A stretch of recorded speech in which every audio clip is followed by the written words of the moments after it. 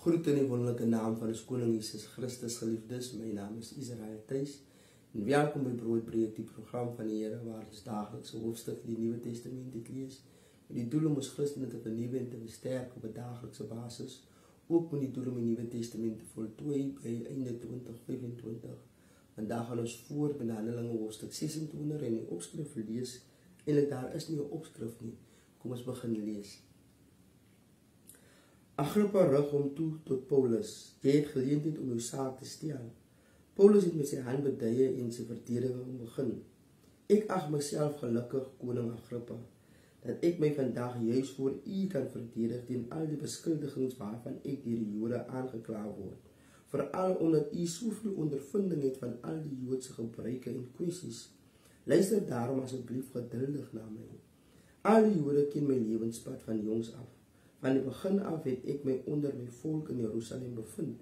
Hulle weet dus al lank al, as hulle bereid is om daaroor te getuig, dat ek my lewe ingerig het ooreenkomstig die strengste party van ons godsdienst, naamlik die Fariseërparty. En nou staan ek tereg oor my hoop op die belofte aan ons vaders, 'n belofte wat deur God self gegee is. Dit is juis hierdie belofte wat ons volk se 12 stamme hoop om te verkry, wat maak dat hulle God nag en dag met volle inspanning dien. En nou is dit oor hierdie hoop, u majesteit, dat ek deur die Jode aangekla word. Waarom is dit vir u almal so onmoontlik om te glo dat God dooies opwek? Ek het selfs gedink dat daar 'n verpligting op my lê om alles in my vermoë te doen teen die naam van Jesus van Nasaret. En dis presies wat ek in Jerusalem gedoen het. Met 'n mandaat van die leierpriesters het ek baie van die gelowiges in tronke gestop, en wanneer daaroor hulle besluit moes word, het ek daarvoor gestem dat hulle permanent uit die weg geruim moes word. Dikwels het ek hulle oral in die sinagoges lyfstraf laat kry om hulle te dwing om Jesus te vloek. Ek het so teen hulle te kere gegaan dat ek hulle selfs in buitelandse stede vervolg het. Op 'n keer was ek hieroor op reis na Damaskus, met 'n mandaat en 'n opdrag van die leierpriesters. Dit was teen die middag, u majesteit, toe 'n lig helderder as die son van die hemel af op my en my reisgenote geskyn het. Ons het almal neergeval, en ek het 'n stem in Aramees voor my hoor sê: Saul, Saul, waarom vervolg jy my? Jy maak jouself net seer deur jou teen my te verset. Wie is u, meneer? Vra ek toe, en die Here antwoord: Ek is Jesus, die een wat jy vervolg. Staan op, ek het juis hiervoor aan jou verskyn om jou as my diensknegt en getuie aan te stel. Jy moet vertel hoe dat jy my gesien het en van wat ek jou nog sal laat sien. Ek sal jou teen jou volk beskerm en teen die nie-Jode na wie toe ek jou met volle mandaat stuur. Jou bediening moet hulle oë oopmaak sodat hulle 'n lewensomkeer kan maak, weg van die duisternis na die lig, en weg van die mag van die Satan na God. Deur in my te glo, ontvang hulle vergifnis van hulle sondes en word hulle deur die geloof deel van my mense.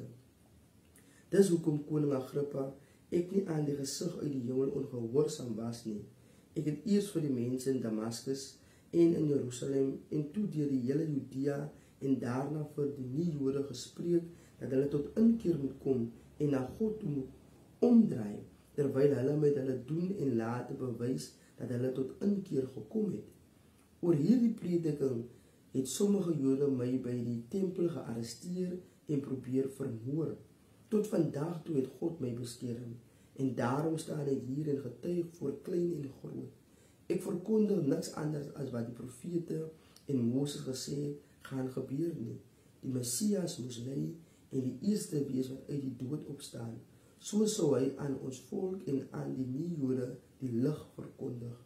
Terwyl hy nog so met sy verdediging besig was, skreeu Festus kliphard: Jy's van jou kop af, Paulus. Jou baie studies het jou kop deur mekaar gekrap. Maar Paulus sê: Ek is nie van my kop af nie, hooggeagte Festus, maar die stellings wat ek maak is waar en logies. Die koning is verseker bewus van hierdie dinge, en met hom praat ek openhartig. Ek is doodseker dat niks hiervan sy aandag ontglip het nie, want dis nie iets wat eers in 'n hoekie gebeur het nie. Koning Agrippa, glo u die profete? Ek weet u glo. Agrippa val Paulus in die rede. Jy wil sommer so in 'n japtrap van my 'n Christen maak. Of dit nou 'n oomblik of langer sou vat, antwoord Paulus. Ek bid God dat nie net u nie, maar almal wat vandag na my luister, Christene sal word, soos wat ek is, maar natuurlik net sonder hierdie boeie. Toe die koning opgestaan en ook die gouverneur en Bernice en die wat saam met hulle daar gesit het, terwyl hulle uitgaan, sê hulle vir mekaar, hierdie man doen niks wat die dood of tronkstraf verdien nie. Agrippa sê toe vir Festus, hierdie kerel kon vrygelaat gewees het as hy nie na die keiser geappelleer het nie. Amen. En daar het ons hier geskrewe woord van God, geliefdes, onthou, die Here is lief vir u.